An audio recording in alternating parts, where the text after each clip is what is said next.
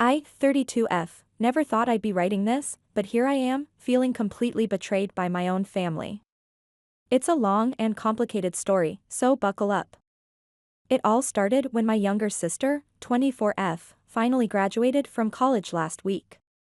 I say finally because, to be honest, I never thought she'd make it. She's always struggled with academics, barely scraping by in high school and nearly dropping out of college multiple times. Growing up, it was always clear that my sister and I were different. I was the studious one, always with my nose in a book, while she was more interested in parties and socializing. Our parents, both 58, tried to treat us equally, but looking back, I can see the subtle differences in how they handled our achievements and failures.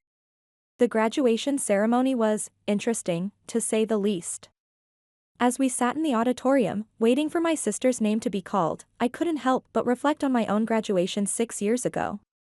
It had been a proud moment for me, sure, but nothing like the spectacle my parents were making of my sister's big day. My mom was practically vibrating with excitement, clutching her camera like it was a lifeline. My dad, usually stoic and reserved, had a grin plastered on his face that I'd rarely seen before. When my sister's name was finally called, you'd have thought she'd just won a Nobel Prize from their reaction. They jumped to their feet, cheering and whistling so loudly that people several rows ahead turned to look at us. Don't get me wrong, I'm glad she managed to graduate. It's just, the stark difference in how they treated her accomplishment compared to mine was hard to ignore. I remember my own graduation day, a quick congratulations, a modest dinner at our usual family restaurant, and then it was back to discussing my job search plans. After the ceremony, my parents insisted on taking us all to this super fancy restaurant downtown. The kind of place where a single entree costs more than I'd typically spend on groceries for a week. As we were seated at our table, my sister basking in the attention, I couldn't help but feel a twinge of resentment. Throughout the entire dinner, it was nothing but praise for my sister. We always knew you could do it, my mom gushed, while my dad kept going on about how proud he was. They even ordered an expensive bottle of champagne to celebrate, something they'd never done for any of my achievements. I sat there, picking at my overpriced salad, trying to swallow the lump in my throat along with my food. It's not that I wanted to rain on my sister's parade, but I couldn't help but remember my own college graduation. There was no fancy dinner then, just a quick congratulations and a reminder that I needed to start looking for a job ASAP. As the night wore on, I found myself becoming more and more withdrawn. My sister, caught up in the excitement, didn't seem to notice. But at one point, I caught my mom looking at me with a mixture of concern and, was that guilt? She quickly looked away when our eyes met, and I tried to push the thought out of my mind. The unfairness of it all hit me even harder when we got back home. While my parents and sister were still celebrating in the living room, I retreated to my old bedroom. The room was largely unchanged from when I'd lived there, a time capsule of my teenage years. Softball trophies lined the shelves, alongside academic awards and honor roll certificates. Reminders of all the times I'd made my parents proud, or so I'd thought. I pulled out my laptop and started going through some work documents, trying to distract myself from the sounds of laughter drifting up from downstairs. You see, I've been working at a pretty good company for the past few years. I started as an entry-level analyst right out of college and have been steadily working my way up. Recently, an opportunity for a major career advancement came up. It's a specialized leadership program that could really boost my career, potentially leading to a management position within the next few years. The program sounds amazing: 6 months of intensive training, workshops with industry leaders, and a guaranteed promotion upon completion. It's exactly the kind of opportunity I've been working towards for years. But here's the catch: it comes with a hefty price tag. We're talking almost as much as a semester of college tuition. I've been saving up, cutting back on expenses where I can, but I'm still short by a significant amount. As I sat there, staring at the program details on my screen, a thought occurred to me.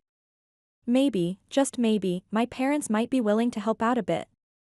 After all, they've been supporting my sister through her numerous academic struggles all these years. Surely they'd be willing to invest in my future too, right? The more I thought about it, the more it seemed like a reasonable request. I've always been independent, never asking for handouts. I put myself through college with scholarships and part-time jobs, found my first job on my own, and have been supporting myself ever since. This would be the first time I'd ever asked them for financial help since graduating. With this plan in mind, I went to bed that night feeling a bit more optimistic. The next morning, I decided to broach the subject with my parents. I waited until my sister had gone out with some friends before approaching them in the kitchen.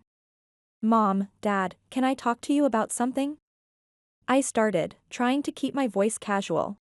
They both looked up from their coffee, my mom with a smile, my dad with his usual neutral expression. "Sure, honey. What's on your mind?" my mom asked. I took a deep breath and launched into my explanation about the career advancement program. I told them about the potential it held for my future, how it could open doors to better positions and higher salaries. I could see their expressions changing as I spoke, from interest to concern. "It sounds like a great opportunity," my dad said slowly, and I felt a spark of hope.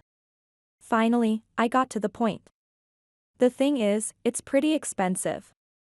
I've been saving up, but I'm still short. I was wondering if you might be able to help out a little?" The silence that followed was deafening. My parents exchanged a look that I couldn't quite decipher. Then my dad cleared his throat. "Sweetie," he began, and I knew from his tone that I wasn't going to like what came next.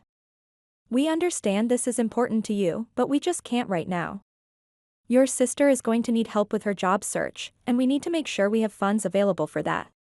I felt like I'd been punched in the gut. "But I found my first job on my own. Why does she need financial help for a job search?"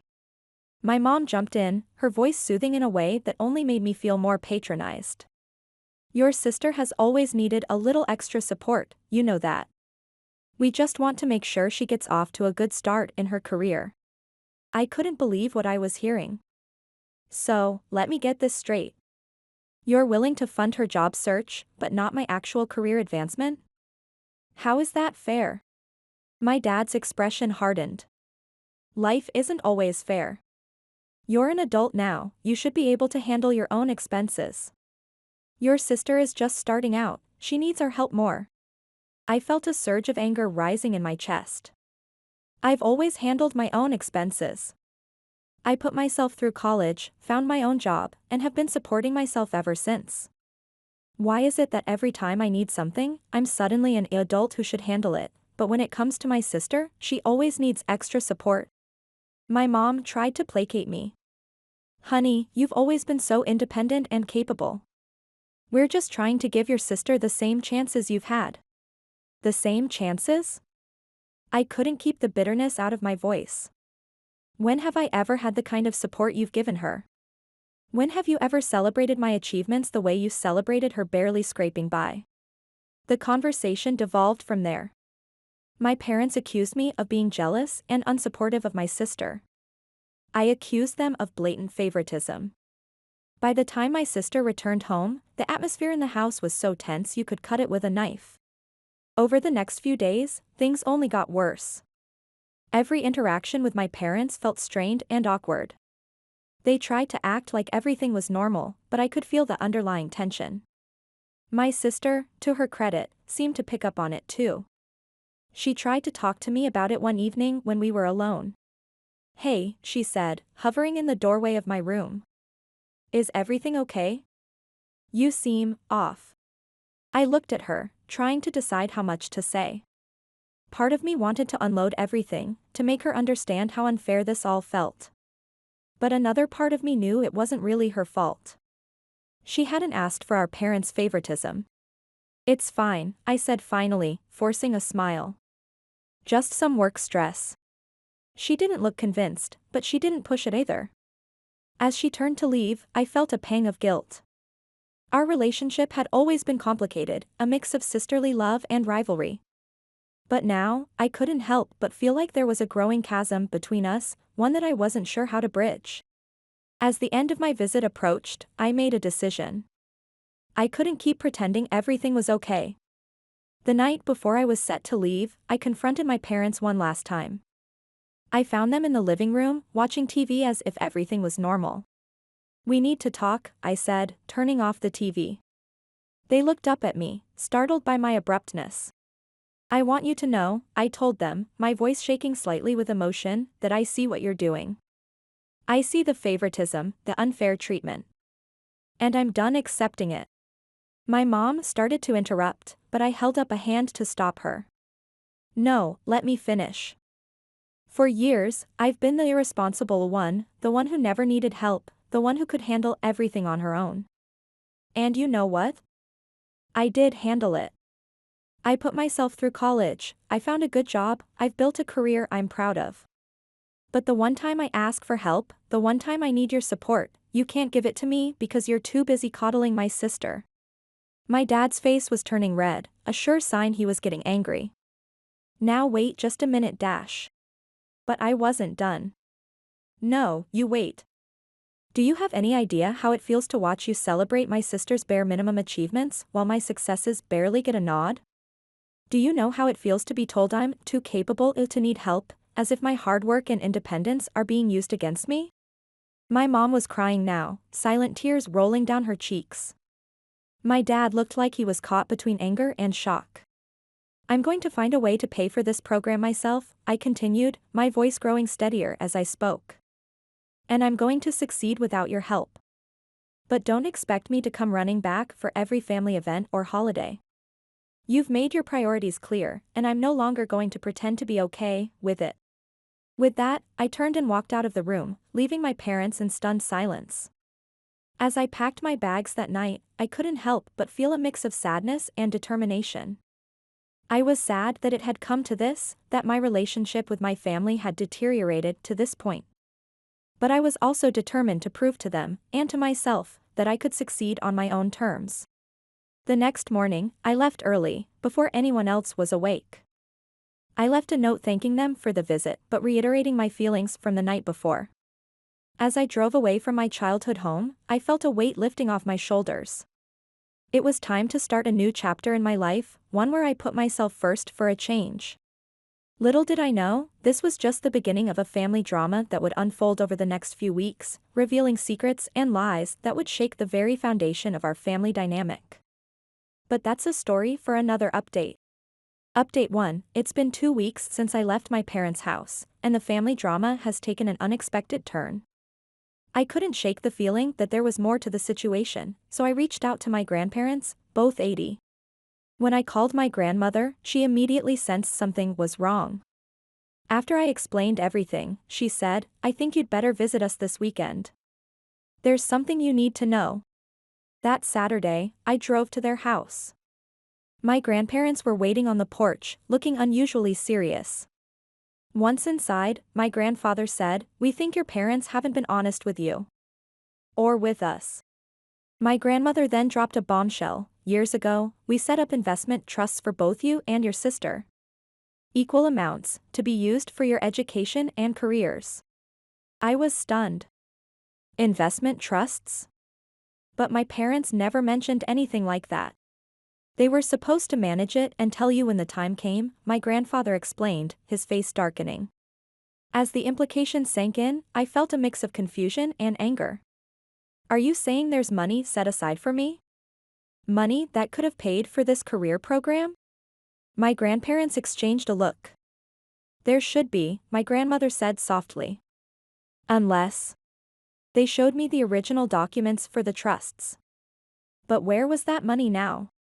As soon as I got home, I called my parents.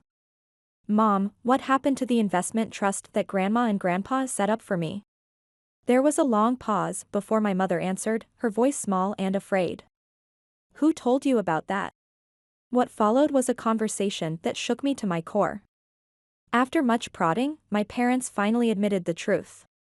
They had received the trusts but had been dipping into my fund over the years. It started with family emergencies, but escalated to paying for my sister's private high school, tutors, and summer programs. All to help her succeed academically.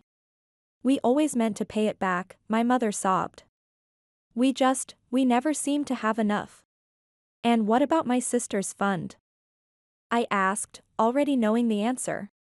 My father's voice was heavy with shame. It's still intact. We never touched it. I felt sick. All those years of being the responsible one, and this was what I got in return?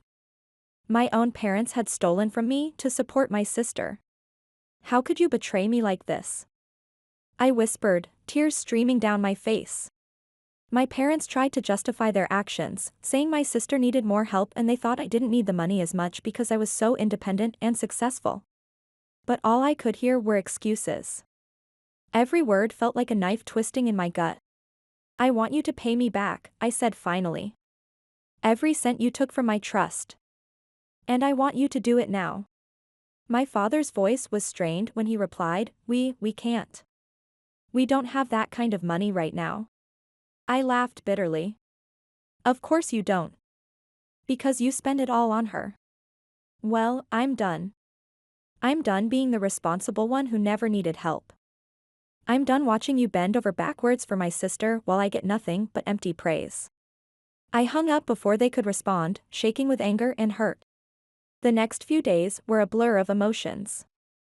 I couldn't believe my own parents could do this to me. My sister tried to call several times, but I couldn't bring myself to talk to her. Even though it wasn't her fault, I couldn't separate her from this betrayal. As I write this update, I'm still unsure about my next move. I've contacted a lawyer to discuss options, but I'm hesitant to take legal action against my parents. Despite everything, a part of me still loves them and wants to believe they had good intentions. One thing is certain, our family will never be the same. The trust is broken, and I'm not sure it can ever be fully repaired. I'll keep you updated as this situation unfolds. For now, I'm just trying to process everything and figure out how to move forward. Thank you all for your support and advice. It means more than you know.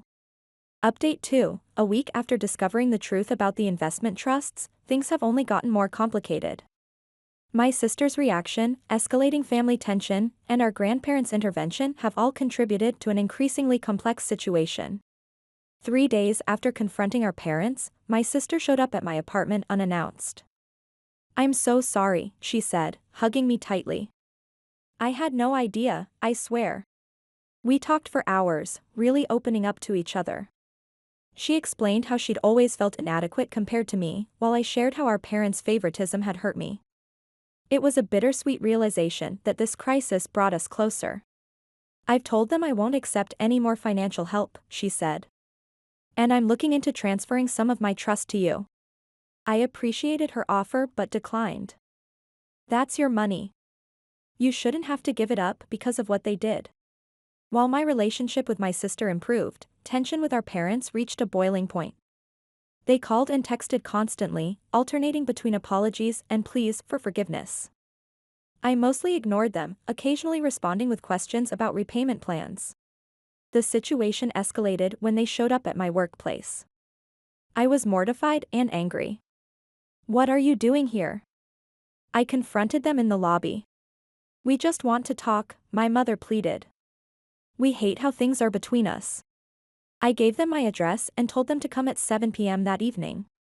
The conversation that followed was tense and emotional. They tried to explain their actions, but I couldn't find it in me to forgive them yet. I understand you wanted to help her, I said. But you did it by stealing from me. Do you have any idea how that feels? My father looked away, unable to meet my eyes. We were wrong. We know that now. We want to make it right, but we don't know how. I told them I needed time to process and heal, unsure if I could ever trust them again. As if the situation wasn't complicated enough, my grandparents decided to intervene. They called a family meeting at their house, insisting that all of us attend. The atmosphere was tense when I arrived. My grandfather took charge of the meeting, expressing his disappointment in my parents' actions and sympathy for what I'd been through. Then he dropped another bombshell. We've decided to sell our vacation home and use the money to replenish your trust fund, he announced. The room erupted into chaos. My parents protested, while my sister and I were stunned into silence. The vacation home had been in the family for decades, a place of countless memories. It's not up for discussion, my grandmother said firmly. We set up those trusts to give our grandchildren equal opportunities. We're not going to stand by and watch that equality be destroyed. I was overwhelmed by their gesture but conflicted. Grandma, Grandpa, I can't let you do this. That house means so much to all of us. My grandfather took my hand. What means more to us is knowing that our grandchildren are treated fairly. This is our decision to make. The meeting ended with no real resolution. As we prepared to leave, my grandfather pulled me aside. We're not just doing this for you, he said quietly. We're doing it for the whole family. Sometimes, it takes a drastic action to heal a deep wound. Driving home that night, my mind was whirling. I was touched by my grandparents' gesture, angry at my parents, worried about my sister, and unsure about our family's future. One thing was clear, this family drama was far from over. The repercussions of my parents' actions and my grandparents' decision would be felt for a long time to come. I just hoped that somehow, we could find a path to healing and reconciliation. For now, I'm taking it one day at a time, trying to navigate this new reality. I'll keep you all updated as things develop. Thank you again for your support and advice during this tumultuous time. Update 3: A month has passed since my last update, and our family drama has reached its climax. The family meeting, my grandparents' solution, and the decision about the house have led to an unexpected and dramatic conclusion. My grandfather called a family meeting at their house, insisting everyone attend, me, my sister, our parents, and my grandmother. The tension in the room was palpable as we gathered around the dining table. My grandfather began, his voice firm, "We're here to resolve this situation once and for all. What has happened in this family is unacceptable, and it stops now." My grandmother added, "To find out that the equality we've always strived for has been undermined by your own parents, it's heartbreaking." As my parents shifted uncomfortably, my grandfather dropped the bombshell, "We've come to a decision. We're transferring ownership of this house to our granddaughter." The room exploded into chaos. My sister gasped, my mother burst into tears, and my father jumped up, his face red with anger. "You can't do that," he shouted. "This is our home." My grandfather remained calm, "Actually, it's our home. We've allowed you to live here rent-free for years. Now, we're giving it to the person who has been wronged the most in this situation." Stunned, I stammered, "Grandpa, I can't accept this. It's too much." My grandmother took my hand, "Yes, you can, dear. It's not just about the money you lost. It's about the years of favoritism, the lack of support, and the betrayal of trust." My sister supported the decision, but our parents were distraught. My father alternated between pleading and threatening, "You'll tear this family apart. Where are we supposed to go?" My grandfather's voice was ice cold, "That's not our concern anymore. You've had years of free living here. You should have plenty saved up to find a new place." As reality sank in, my parents turned to me, begging. I felt a strange calm settle over me. "You did this to yourselves," I said quietly. "You chose to steal from me to support my sister. You chose to lie about it for years. Now, you're facing the consequences." I stood up, addressing everyone in the room. "I accept the house. And I'm giving you all 1 month to move out." The silence that followed was deafening. My grandfather handed me a folder with all the legal documents. The house was mine, effective immediately. Over the next few weeks, things moved quickly. My sister helped our parents look for a new place, but they were dragging their feet, hoping I'd change my mind. They tried contacting me several times, alternating between apologies, guilt trips, and angry outbursts. I blocked their numbers. As the 1-month deadline approached, I visited the house to check on the moving progress. To my shock and disappointment, my parents had barely packed anything. They seemed to be in denial about the whole situation. "We're not leaving," my father declared when he saw me. "This is our home. You can't just kick us out." I took a deep breath, steeling myself for what I had to do. "I can, and I will. This is my house now, and you've had a month to prepare. If you're not out by tomorrow, I'll have no choice but to involve the authorities." My mother began to cry, pleading with me to reconsider.